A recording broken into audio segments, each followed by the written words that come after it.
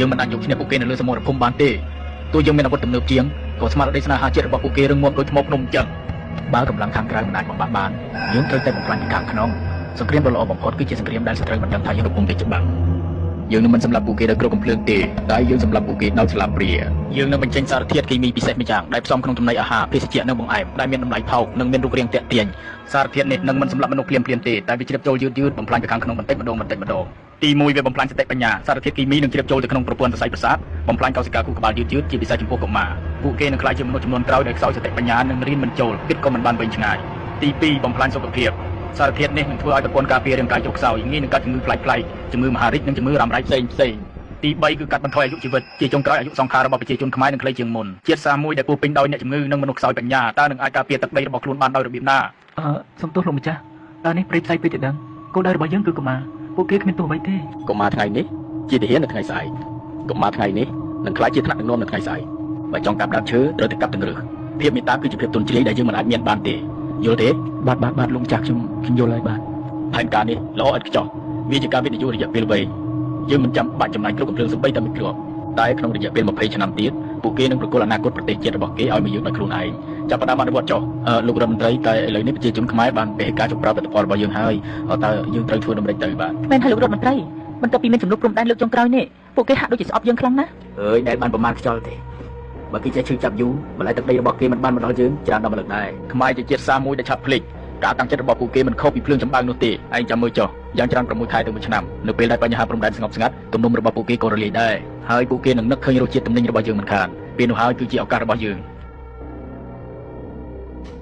នៅពេលនេះស្មារតីស្នេហាជាតិរបស់ប្រជាជនកម្ពុជាបានខុសផលមិនថាតែនៅទីក្រុងឬនៅជនបទតែធ្វើពីហេតុការណ៍ជប់ប្រាទំនិញចោលឆ្លៀនពៀននៅពេលនេះធ្វើឲ្យសេដ្ឋកិច្ចខ្មែរទោះឡើងគួរឲ្យមានមោទនភាពបំផុតម៉ាទិញនំនេះឲ្យកូនមកហេអានោះបោះសៀមឲ្យកូនមកនេះម៉ាអាយ៉ាគេទៅចុះបន្លែគួរសមនេះ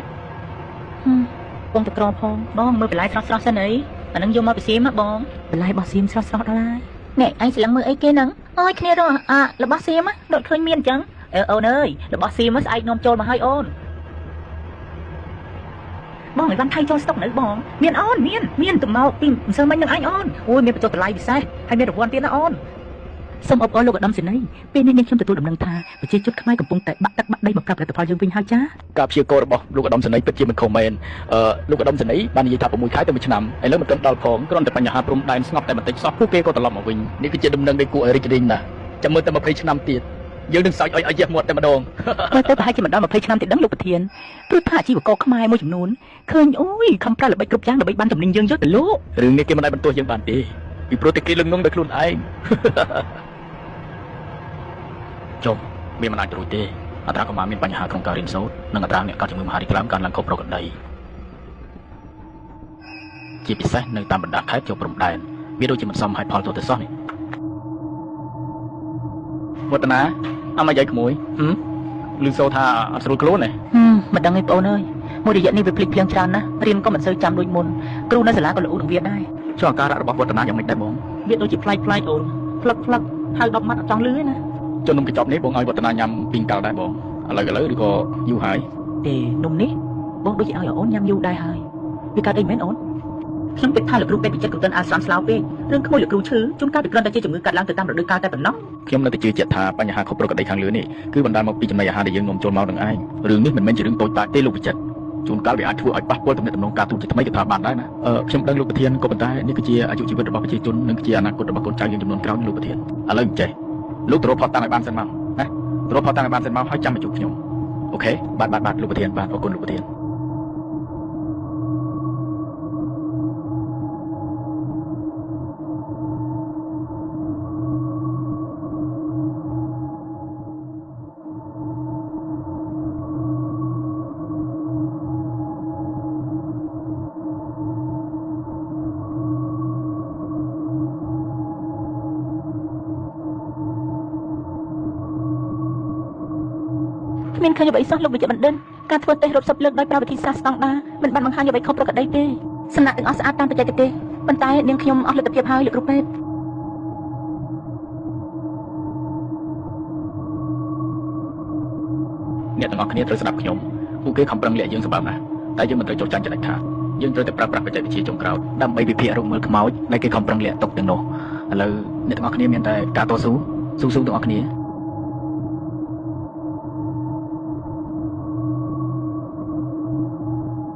អ្នកទាំងអស់គ្នានេះហើយគឺជាអាវុធជីវសាស្ត្រដែលកំពុងតែសង្ងំលាក់ខ្លួនបំផ្លាញអាយុជីវិតរបស់ប្រជាជនយើងណាព្រះអើយវាគួរខ្លាចណាស់សារធាតុនេះមិនមាននៅក្នុងបញ្ជីសារគីមីសកលទេរចនាសម្ព័ន្ធម៉ូលេគុលរបស់វាត្រូវបានរចនាឡើងយ៉ាងប៉ិនប្រសប់ពួកយើងទាំងអស់គ្នារៀបចំឯកសារដើម្បីបញ្ជូនទៅថ្នាក់លើនេះមិនត្រឹមតែជាបញ្ហាសុខភាពសាធារណៈធម្មតាទេនេះគឺជាការប្រកាសសង្គ្រាមដោយគ្មានផ្សែងត្រឹមត្រូវណាស់លោកប្រធានយើងមិនអាចបណ្តែតបណ្ដោយបានជាដាច់ខាតលោកគ្រូពេទ្យជាវិចិត្រសូមលោកធ្វើសន្និសីទកសែតមួយជាបន្ទាន់បាទលោកប្រធានបាទអរគុណលោកប្រធានបងប្អូនខ្មែរជាទីគោរពសត្រូវមិនដែលឈប់ចង់បានទឹកដីយើងទេពេលនេះសមរភូមិបានផ្លាស់ប្ដូរពីព្រំដែនមកដល់ចានបាយនៅក្នុងផ្ទះរបស់យើងម្នាក់ៗហើយពួកគេចង់ឲ្យកូនយើងល្ងងខ្លៅចង់ឲ្យយើងខ្សោយនិងស្លាប់មុនអាយុសូមបងប្អូនមេត្តាប្រុងប្រយ័ត្នកុំលោភលន់នឹងរបស់តម្លៃថោករហូតភ្លេចគិតពីសុខភាពនិងអនាគតកូនចៅសូមងាកមកគ្រប់គ្រងផលិតផលខ្មែរបន្លែត្រីសាច់ដែលដាំដុះដោយកសិករខ្មែរអាចមិនមានសម្បូរវិកខ្ចប់ស្អាតតែវាមានសុវត្ថិភាពនិងពោពេញទៅដោយសេចក្តីស្រឡាញ់របស់ជនរួមជាតិយើងកម្លាំងរបស់ជាតិគឺស្ថិតនៅលើសុខភាពនិងបញ្ញាញាណរបស់ប្រជាជនកុំឲ្យសត្រូវឈ្នះសង្គ្រាមដោយសារតែការធ្វើប្រហែសរបស់យើងនៅលើចានបាយឡើយហើយដឹងស្អីទេផ្សាយខ្ញុំញ៉ាំអាហារថៃមួយជីវិតឯងឃើញមានកាត់អីផងអើយនេះឯងទោះតែឃើញក្តាមឈូបានស្រក់ទឹកភ្នែកអ្នកអើយខ្ញុំទៅផ្សារទិញបានអីវ៉ាន់ថៃច្រើនណាស់ឯណាអូគេចូលស្តុកថ្មីឯនេះអើយនិយាយទៅយើងមិនដឹងជាមនសិការស្អីទេមកសង្គ្រាមគេចប់ទៅហើយដែរមែនហើយអើយតែយើងធ្វើល្អគេក៏ល្អនឹងយើងវិញដែរហើយគិតយ៉ាងម៉េចទេប្រជាជនខ្មែរយើងឥឡូវអត់គិតពីវិរៈកងទ័ពជួបមកខំពាក់លីជីវិតដើម្បីការពារជាតិមាតុភូមិសោះអើយអ្នកអើយចឹងបានគេថាទីឌីលយើងវាមិនខុសមែនណាអ្នកយើងវាដូចភ្លើងចម្បាំងមែនហ្នឹងឆ្ងាញ់ណាស់របស់គេអើយថ្ងៃនេះដាច់មកអត់មានមកគ្រាប់សោះព្រោះតែម្នាក់គុំត្រូវតែរបស់ចៅមកអ្នកអើយទៅវិញទៅណារោងចក្រយើងបិទហើយមិនដែរតោះទៅវិញទៅទោះបីជាយើងនៅក្នុងរោងចក្រយើងមិនបានបើកវិញដែរ The number of infected people has increased significantly. ទិន្នន័យនៅឡើងខ្ពស់ដល់ដែរគិតយ៉ាងណាទេគ្រូពេទ្យជួយកុំជាបងគ្រូពេទ្យមិនអីទេចាំលោកគ្រូជួយអើយលោកគ្រូពេទ្យខ្ញុំប្រចាំលោកបងឯងមករយៈសិនសង្ឃឹមតែខ្ញុំមានលុយយកមកលោះវិញណាលោកបងព្រោះតែអាហាររបស់ចៅធ្វើឲ្យចៅយើងស្លាប់តើវា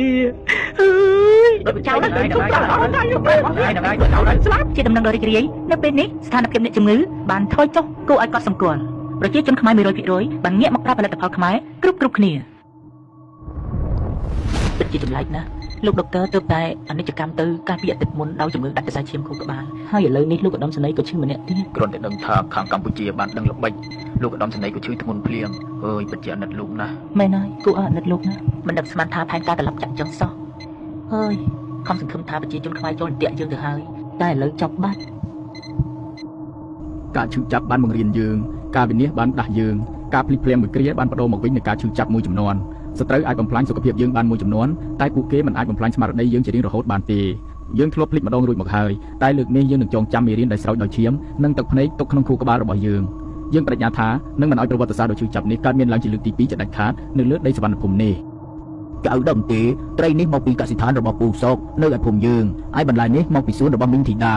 អង្គរនេះមកពីស្រែរបស់យើងផ្ទាល់ណាចៅខ្ញុំដឹងលោកតាអ្នកគ្រូនៅសាលាប្រាប់ថាអាហារនីមួយៗដែលយើងញ៉ាំគឺជាការបោះឆ្នោតឲ្យអនាគតប្រទេសជាតិចៅនិយាយត្រូវហើយកាលពីចំនួនតាមនុស្សជាច្រើនបានបោះឆ្នោតខុសពួកគេបានបោះឆ្នោតឲ្យរសជាតិឆ្ងាញ់មួយពេលនិងតម្លៃថោកមួយគ្រារហូតស្ទើរតែបាត់បង់អនាគតមួយចំនួនការឈឺចាប់នោះវាបានខ្លាចជាមេរៀនដែលត្រូវបង្រៀនកូនចៅតរៀងទៅ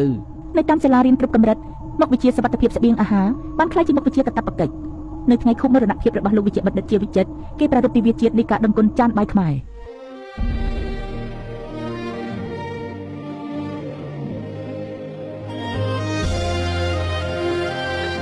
រឿងរ៉ាវនៃសង្គ្រាមត្រជាក់លើចានបាយមិនមែនគ្រាន់តែជាប្រវត្តិសាស្ត្រនៅក្នុងសៀវភៅទេតែវាបានក្លាយជាផ្នែកមួយនៃឈាមជ័ររបស់ខ្មែរចំនួនថ្មីពួកគេយល់យ៉ាងច្បាស់ថាការការពារព្រំដែនពិតប្រាកដគឺចាប់ផ្ដើមពីចានបាយនៅក្នុងផ្ទះរបស់ពួកគេម្នាក់ៗ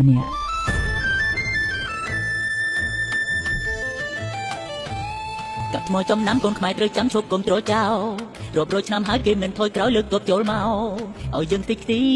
វីរៈជនពលីប្រទេសជាតិវឹកវរវាដែលកុហកគេថាយើងនេះទេអ្នកធ្វើព្រៀងកូនសំដែងទូលអបសពផ្សាយបន្តឲ្យគេអាណិតតែបនមិនជួយដោយឲ្យសំពុតបំហាញការពិត